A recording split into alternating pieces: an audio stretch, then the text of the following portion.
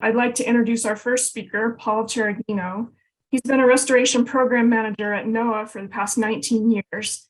And prior to that, he worked in volunteer management and landscape construction and management with an interest in vegetation ecology.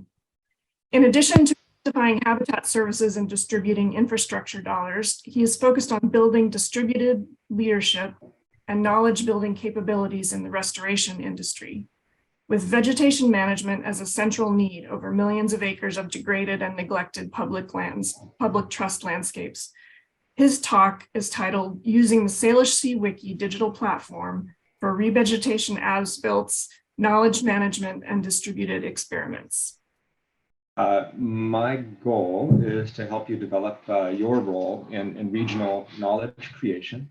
And this project involves a complex interagency effort, and my presentation doesn't reflect the opinions or policies of my employer, the National Marine Fisheries Service. Any snarkiness is mine alone. Let's see. Okay, is my presentation working at all? Hello? Yes, it is advancing. Okay, there we go. Oh, great. So I might turn off my own video just to try and save the day here. Okay. There we go. Okay, so we naturally focus on our jobs and institutions. I want to take a moment to consider the body of knowledge that we carry as a community of conservation practitioners. And I don't just mean bureaucrats like me, but also public and private, professional, amateur, settler, indigenous. We're all carrying and developing a body of knowledge about how to tend and restore ecosystems. Economists call bodies of knowledge like this public goods. If you dip into the well of knowledge, it doesn't diminish the knowledge available to me. In fact, it's the opposite. And that's what's called a non-rivalrous good and a non-excludable resource. It's a public trust resource. So knowledge is a public trust resource in my mind. So I'm an improvement nut. I always look for weakness. And so I want to start by celebrating how much we've done and how far we've come. But I think the stakes are really high in this ecosystem stewardship project. And I think that our work depends on each of us having as much knowledge as possible. And so I would even go so far as to propose that knowledge is actually sort of vital to the function of our civilization. That's an idealistic view of ecosystem knowledge. And in reality, our restoration system has a few issues. On some days, the work of restoration can be less about restoration and more about playing a particular role within a social economic system.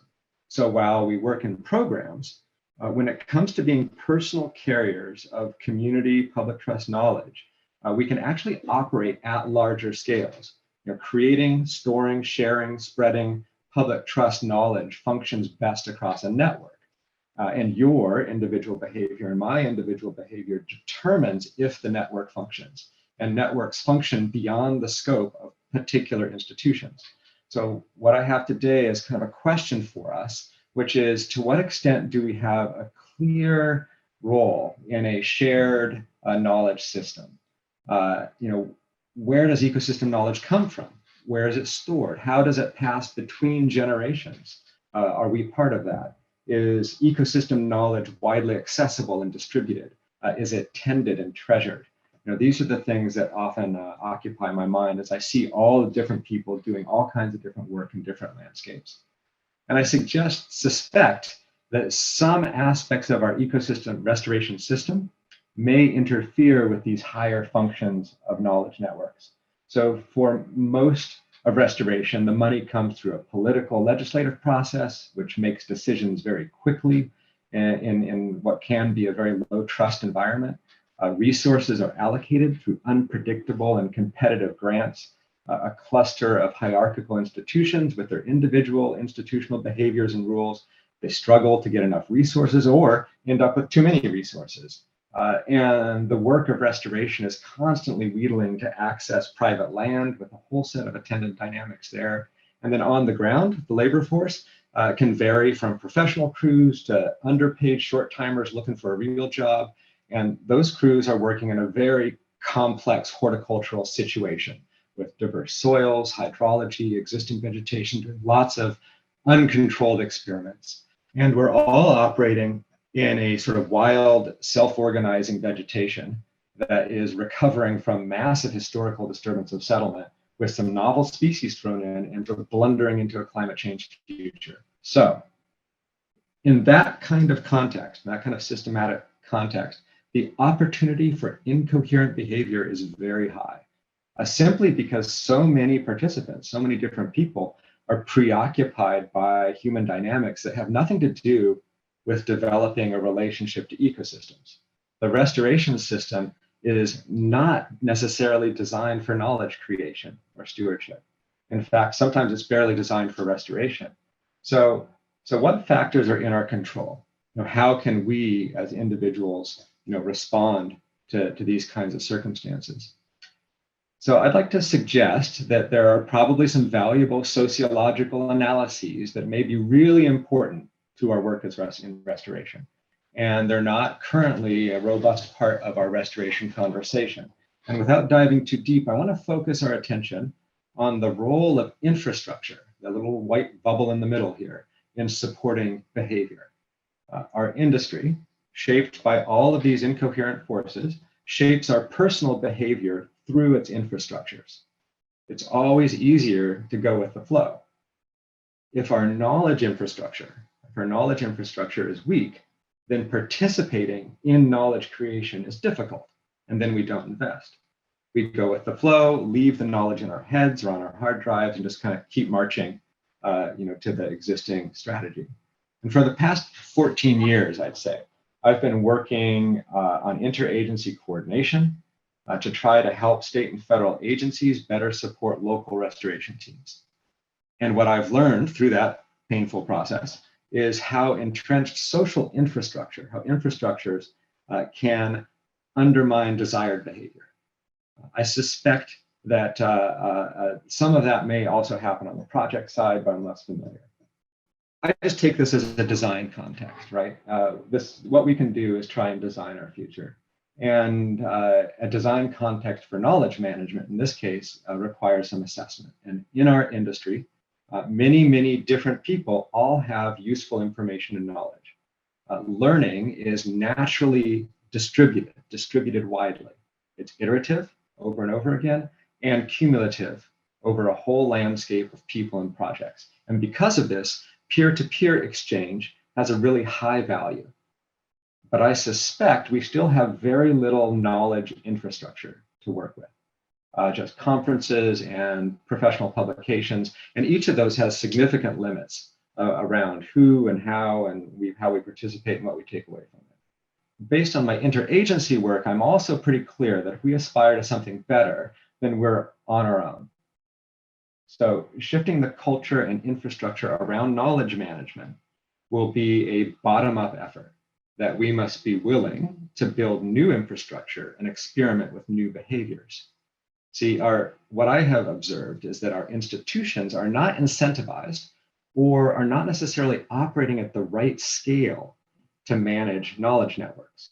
And our current infrastructures are controlled by our institutions. And so many aspects of our institutional cultures and the infrastructure that they've built limit information flow, discourage risk-taking, and encourage hoarding of resources. This is, I believe, our fundamental challenge. We must, as a community of practice, develop our knowledge about tending and restoring ecosystems as public goods and continuously improve that knowledge pool and bring lots of people into knowledge creation through inclusive networks that are strengthened by cross-institutional infrastructure. In our existing toolkit, we have lots of maps with dots, right? Here's the Salmon Recovery Portal and the NOAA Restoration Atlas and the PRISM Project Search. And these are redundant, siloed systems developed using millions and millions of dollars.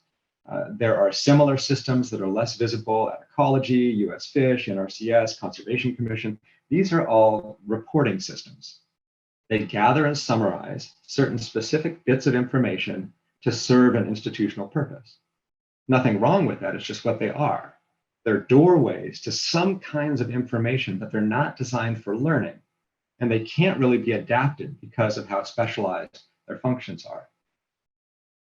A Google search is another pathway with a different set of problems. Here you can find the wealth of the internet, 262,000 web pages associated with Salish Sea Restoration, and the vast majority are all sites created by institutions to tell their own stories.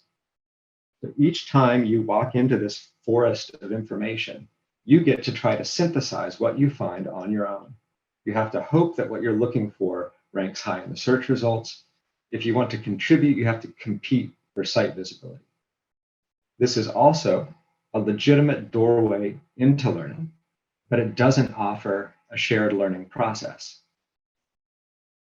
Encyclopedia of Puget Sound is being promoted by Puget Sound Institute and University of Washington. It generates static articles disseminated and reviewed by experts on general topics at a high cost, and there's not a learning process.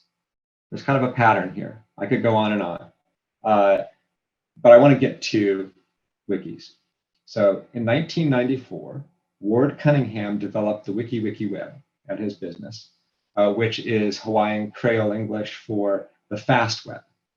And to support knowledge exchange among IT practitioners, he built a website with decentralized administration. Instead of a centralized administration, he relied on controlled privileges, transparency, and version control. That initial experiment resulted in the launch of Wikipedia in 2001. Now, 22 years later, it's the most read and referenced work in human history. So the Salish Sea Restoration site uses the same underlying technology as Wikipedia. It's an open source piece of software. It was established in 2011 as a collaboration between DFW, Western Washington University, and NOAA in order to support increased knowledge sharing in the estuarine salmon restoration program that I helped found. At this point, the current wiki in its current state gets around 1,500 hits a month, mostly from natural searches, just someone sitting at home typing in Salish Sea something or other, and they find the site. And this is only a handful of users populating and building out the site. So we are now currently moving the Salish Sea Restoration Wiki under the stewardship of the Society for Ecological Restoration as a prototype for bioregional information sharing. And we're working on expanding its use and utility around that partnership. There's a lot of new fancy things we can get wikis to do now. So why a wiki? I'm going to start with just kind of to differentiate the wiki model in a quick sales pitch here. The structure and content of a wiki can be rapidly adapted and developed by the users without having to pay a developer to change the system. By empowering users to directly develop the site, we remove institutions as arbiters of knowledge flow. This puts the power of web publication in the hands of a community of practice, but without each individual having to manage their own website. Wikis also create a permanent archive of ideas. The links are designed to be very stable. The entire wiki content is searchable. So it's like a giant shared filing cabinet that never ends, where nothing gets lost. It's extremely cheap. We can run the wiki for around $2,000 a year or even less under austerity conditions. And it is expandable and controllable. We're not subject to the whims of a private vendor who is selling a web product. And there's one catch to wikis. We actually have to govern ourselves, which makes it much more interesting. A wiki is simply a public-facing website, standardized formatting. The content of each page is stored as simple text in a database. That text can include bits of code that let you do cool tricks, like make automatic lists of pages in a category. You can store all kinds of information about each page in the database, flagging different page types or categories or other information about the status or character of the page. And because the page content is just simple text, a little block of text, the wiki can afford to remember every single edit and every change by every contributor. This is the total transparency part. It's also very easy to insert hyperlinks to other locations within the wiki or on the internet, and thus a page can organize and curate other sources of information. So it's not just the information on the page, but the page itself can organize what's found out on the internet. And if well structured, a wiki can be designed as a network of pages, like a well-organized encyclopedia with lots of internal links, and more about that later. In addition, the wiki can store and display various forms of media, including PDF documents and images. So with its continuous version control capabilities, it works as a highly functioning archive for documents and files. Finally, a wiki is designed to accomplish all of this with many users with assigned editing privileges. It's designed to evolve incrementally. It's designed to be very stable under very heavy usage. Wikipedia is currently evolving with over 133,000 active editors in 280 languages, the same software package. So a wiki functions as an autonomous learning environment where peers can shape and create knowledge exchange environments for the accumulation of evidence. It's a new kind of infrastructure. And for better or worse, it depends on that individuals exhibit what I would call pro-social behavior. The infrastructure makes sharing and contributing easier, and it attributes every edit to a known user. But ultimately, it still depends on a culture that is willing to share. That's why this is actually an offer. It's an offer from me to you. It's a simple question. Would you work with me to cultivate a knowledge sharing culture for ecosystem restoration? See, my contention is that our old infrastructure, our old knowledge management infrastructure, is a bad steward of knowledge. Consider, for example, the accumulated knowledge of senior staff working in ecosystem management, working for decades in places and projects and on topics. And that knowledge is thrown away through a knowledge disposal system called retirement. In another example, when the Puget Sound Action Team was disbanded and millions of dollars of studies and reports paid for by the National Estuary Program and PI grants were discarded to clear the decks for the new Puget Sound Partnership website. These are normal knowledge management behaviors of our existing systems, and there are lots of examples. So by contrast, the Salish Sea Restoration Wiki offers to be a sense-making tool. It forces us out of our institutions to create knowledge together about restoration. It's not an inventory of everything or a summary as a report, but it's a set of collections of ideas and evidence. There is an overarching structure of those collections, ideas, and evidence, and that structure can be adapted by the users, by the creators of that knowledge. So here's my entry for the Quileute restoration in the Snohomish Estuary. It includes bits and pieces of information and evidence that are not available anywhere else. It reflects personal firsthand knowledge of the project. If someone else has better information, they can immediately edit, and I will be notified that a change has been made and who made the change. The advantages here for me are substantial. If anyone asks me what I know about Quileute, I don't have to dig around in my hard drive. I just send them a link. I've already shared what I know of the public trust aspects of the Quileute restoration. So sharing, again, is easy and efficient for me. Two colleagues can brainstorm resources for a third colleague. A link for the Quileute page is found on the Snohomish Delta page, which includes a chronology of actions in the Delta. Chronology is a particularly important kind of storytelling that's easily forgotten and lost over the turnover of staff. This summary about what has happened in the Snohomish Estuary after tens of millions of dollars of investment is not found anywhere else on the internet. That's because it is the result of interpersonal, experiential, and intellectual capital in a way that is beyond the scope of any one institution. There's no other webpage or social infrastructure on the internet or in any of our institutions that can curate resources like this. The home of the wiki page presents a knowledge architecture strategy. How we can put information into discrete packets that can be stored in the wiki database and linked to each other, compartmentalizing knowledge in a way that's useful. The wiki is a restoration practitioner time capsule. You get to decide what goes into the time capsule. To store information about pieces of ecosystems on the right-hand side, we divide the landscape into geomorphic units following regional spatial assessments. Each geomorphic unit is shaped by similar processes, is degraded in similar ways, is lived in similar ways, and it's restored in similar ways. Floodplains all have something in common with other floodplains.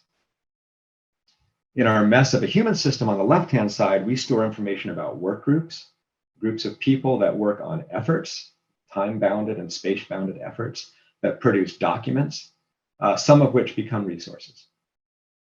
In the Venn diagram overlap in the middle are two very important page types about how human systems interact with ecosystems.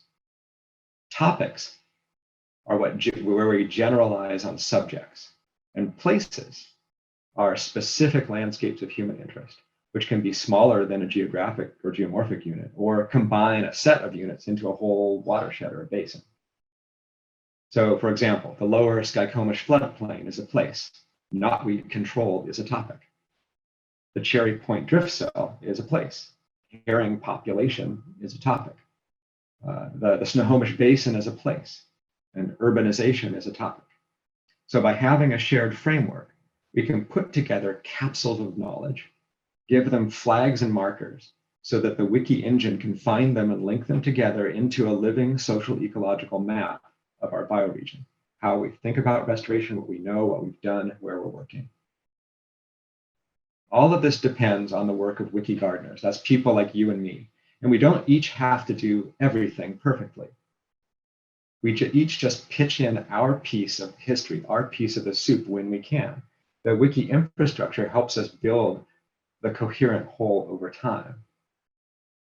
Edit privileges are contingent on supporting a social contract, which is adjudicated by a coordination circle, which is hosted by the Society for Ecological Restoration through a stable operating agreement among active funders. The core operations of the site can be sustained with very few resources. My estimate is an $80,000 endowment could sustain site operations into the foreseeable future. It's the most cost-effective opportunity. So how could this help with riparian practice? Because you, the user, can shape the system. The possibilities are really endless, but I'm going to speculate based on how I currently use it and how I designed it to be used. Here is an old effort page for Fisher Slough. It's an important restoration site because its experiments with self-regulating tide gates in the Skagit Delta. You can store information about as-builts and treatments and monitoring results in a way that supports follow-up work by colleagues in the future. Place pages are for describing what we know and we've done in places of human interest. And places can be large or small. So this place page is about Grass Lakes Nature Preserve near my house. The city has been neglecting its community-based master planning, and there's a lot of restoration opportunities there. And this lets us tell stories at a human scale about what's actually happened and what's in the landscape and what we know, and build a shared knowledge of real places and their ecological nuances. Because every single place in the Puget Sound has a long history and idiosyncrasies. These place-based understanding and dynamics are very important, I believe, and they're rarely documented. We tend to generalize and not really nail down the details of place and remember them. And place-based understanding can inform both protection and restoration. Finally, the most comfortable place for the academics among us are topics, where we gather information about recurring phenomena from restoration practices to federal laws. And this information sharing platform can be used to train staff, gather resources, curate evidence, do syntheses. I'm just currently finishing up a project to gather evidence about the effectiveness of beach nourishment as a mitigation measure, and then publishing both the resulting report, which will be published by DFW, as well as all of the resources they gathered to the wiki. So it's a time capsule of what we know about beach nourishment in 2023. We can use the platform to complete literature reviews, conduct distributed experiments, which we'll learn about in a moment. I personally use the wiki across all my efforts and places, both as NOAA staff, as a private citizen. It's intrinsic to how I manage information that's part of the public trust. And it empowers me to be more effective and more efficient.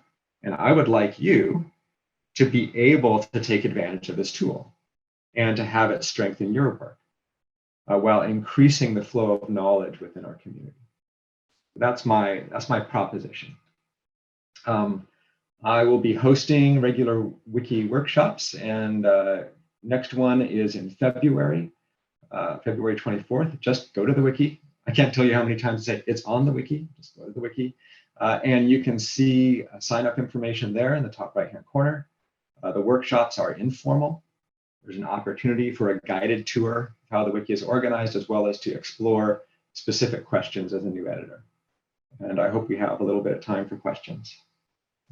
Yeah, Paul, we have a couple of questions. One is, Paul, wow, what an amazing and accessible tool. What grant funding can someone utilize to fund staff time to create and manage a wiki? Oh, this is the fun part, right? Is how do you integrate? And let me know. I'm going to turn my video back on. And let me know if my audio starts cracking up. So all of your grant funding includes administrative costs. All of your grant funding includes reporting, information sharing. Some of your grant funding, particularly federal grants compared to state grants, may allow for sharing information at conferences, travel, blah, blah, blah, right? So all of these funding sources already exist for us to be sharing information. This is just another tool rather than your hard drive. So my problem is I have so much information passing across my desk, I have a hard time keeping track of it. And so when I get new information, I just stuff it on the wiki, and then I know I can always find it again. I don't have to dig around in my hard drive, right? So it's not necessarily about a new thing. It's about changing an old thing so it functions better. So a conference could, as part of the conference, have workshops where people gather information and do a synthesis that becomes a wiki page. You know, there's a million ways to integrate wiki thinking into how we already do work. And that's the challenge. It's a cultural, I think it's a cultural challenge personally. It's less of sort of a technical or a financial challenge. It's really about playing with culture in a way that increases sharing and risk-taking, essentially. Okay, and then the next one, this is from the same person. The sharing of information, which is place-based, often resides in families. This could be true of tribal members, multi-generational land managers, or scientists.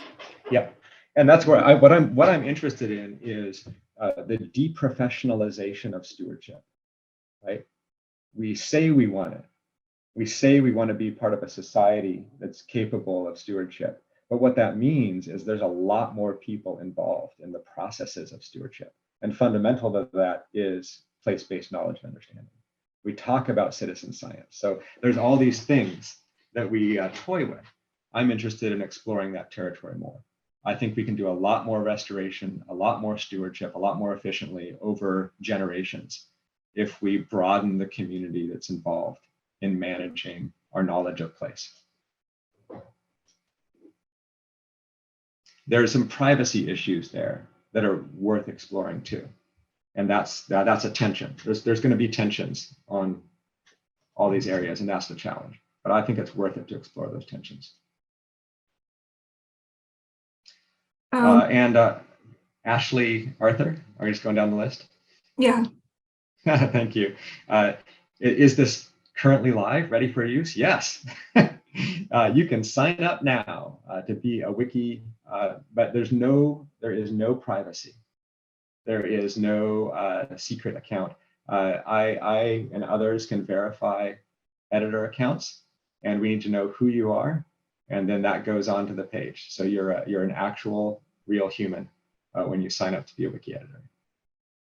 Kelsey says you are missing a couple of tribes that are working very hard in the restoration efforts in the Salish Sea region. See, this is the interesting thing, because this question, there's a subtext here, right, about who's responsible for what.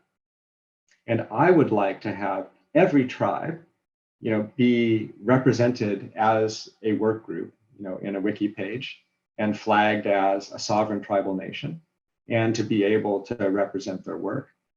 The idea that I can do that personally If I'm personally responsible, Paul Cereghino has to make sure that everything in the wiki is all accurate and up to date all the time. It doesn't work. So that's one of the presumptions about knowledge management that prevents knowledge sharing. So two strategies. I have actually put a lot of work into trying to include more and more tribes as work groups and trying to represent some of their work, but I can't represent all the work happening in Puget Sound. And so then I would encourage others to help me out. Without that help, it's a collection. It's not an inventory of everything, it's collections. And these happen to be the collections that I've had the time to start building. And by and large, I say the vast majority of the content in the wiki is currently from two sources. One is from Paul. I've been using this as my personal filing cabinet for 11 years. So most of this is the stuff that's flowed across Paul's desk that I believe is meritorious of public trust storage. The other is ESRP contracts. When ESRP issues a learning contract, one of the requirements is that the contractee provide information into the wiki about what they've done and their final reports and stuff. And that's unusual. Most people don't require that kind of public disclosure of effort. So beyond that, I'd say this is my debutante party. I haven't actually promoted the wiki as a thing, in part because we've been doing a process of transferring the wiki over to Society for Ecological Restoration for long-term stewardship, and then I can start driving resources towards SER and build it out as a prototype. Up until then, the management of the site has been kind of all over the place, trying to figure out where to put it. That's an interesting. That's another beer-worthy story to talk about where to house such a thing. Then there's a question in the chat asking if you talk to retiring personnel to get information for the wiki. That would be a big job. Yeah, no, but that's the thing is that we're always waiting for someone else to do it, right? There's a subtext to some of our thinking and questions, and it happens to me too. It's like, well, someone should be responsible for this, right? Someone should be doing this. But because of the way our social infrastructure is set up, the way our institutions are set up, and the way our institutions interact with each other, this is one of those places where it's like everyone is responsible, therefore no one does it, right? If we're going to take control of our knowledge base as a community of practice, as members of the Society for Ecological Restoration or whatever, it's going to be through that we start trying to capture this knowledge loss. And then maybe the institutions will catch up. I think there's lots of ways to play that out. And I would love to have colleagues in that. You can become an editor. Some pages are protected because they form sort of core architecture. Please show up at one of the workshops and I can sort of show you around and sort of the levels of editing. And how that works. But you can, just to edit a typical page, like an effort page or a place page, you can sign up now and we can set you up and you can use the wiki. You can try it out, see what it's like. Also, there's going to be a lot of upgrades. We're still working off of an older technology, and part of this transfer to SER is an upgrade in the technologies, and will be much more 2023, than we are now in terms of WYSIWYG editors. What you see is what you get editing. Increased data storage capabilities, increased ability to show linkages between pages and visualize all that. Really exciting. I'm really excited. Would love to have a team help me think about some of those issues. As a final pitch too, we're about to see a conversation about distributed experiments, right? About how different restoration practitioners could be running parallel experiments and increasing each other's ability. I'll answer that. Increasing each other's ability to come to robust understanding about the effects of factors on your plantings, that kind of stuff. And I would love to explore that. I would think about how the wiki could be used as a shared workplace. Basically a free, accessible, public shared workplace for sharing information and data about experiments. So that's also a possibility. In terms of how to become an editor, there is basically you push a button and create an account on the site. That when you trigger an account, that sends a note to me. And then it also sends an email to you saying, please contact this email and say who you are. And then I take that information and finish creating your editor account and put the information about who you are on your own wiki page. So that, and then there's and I also point you at the social contract, which is the agreement by which we become editors. It's about how we manage writing and conflict and information management, respect privacy and copyright and stuff like that. How do you plan to reach people who you want to contribute information, such as retired workers? So this is definitely a side gig for me. NOAA and my management graciously allow me to do a few weird things, and this is one of them. I am interested in playing around with that. I think graduate students are actually a huge asset. And so I've thought about the idea of pairing or matching, creating a matching system of people who are retiring and people who are coming into the industry, and having a knowledge exchange there might be kind of cool. I also like, I think having kind of workshop-y kind of things where we pick a topic and have kind of a wiki work party where we grab pizza and a bunch of computers and go hang out somewhere and try and fill out an area of knowledge would be kind of fun. I'm interested in community processes. Again, I think that the toolkit, the cultural toolkit that we need to solve the knowledge management problem may not look like our normal institutional behaviors, right? And that's the interesting territory in my mind. That we're responsible for knowledge in a way that may be different than our obligations as an employee. And that's the territory that we need to explore, is our personal responsibility for knowledge of place. Oh, NOAA has an archive of reports, and Ecology has an archive of reports. DFW is starting to build their kind of archive quality. Other institutions have greater or lesser abilities to archive. When someone has a stable archive, I often just create a link to that. Again, it's just the idea of inventory versus collection, right? I don't manage every report that NOAA ever makes, but if NOAA puts out a report that I think is really valuable or interesting, then I personally, Paul, will put a link to it on the wiki and provide a little bit of information about why I think it's interesting and important. And then it can be found as in the wiki collection.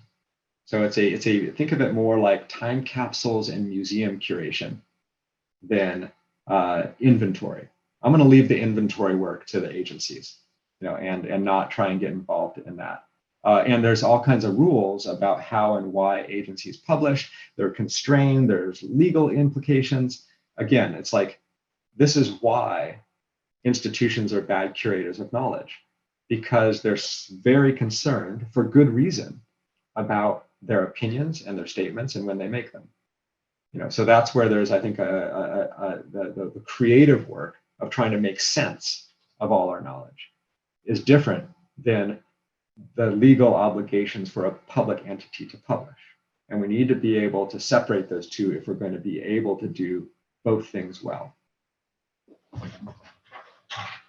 Well, thank you very much, Paul. That was great. And I hope that it creates more traffic on the wiki site. Yep, it's just there, it's just waiting. Our very own endless museum, as many halls and corridors as we want. And so it would be fun to start decorating with some fans. Yeah, that's great. Now Adam's going to introduce our next speaker. Yeah, I'll echo Andrea and say thank you, Paul. I think it's inspiring to think of all the knowledge that's held in the heads of all the practitioners and in the files of institutions. That is that common good that you referred to that can inform strategies for success and help with the positive restoration outcomes.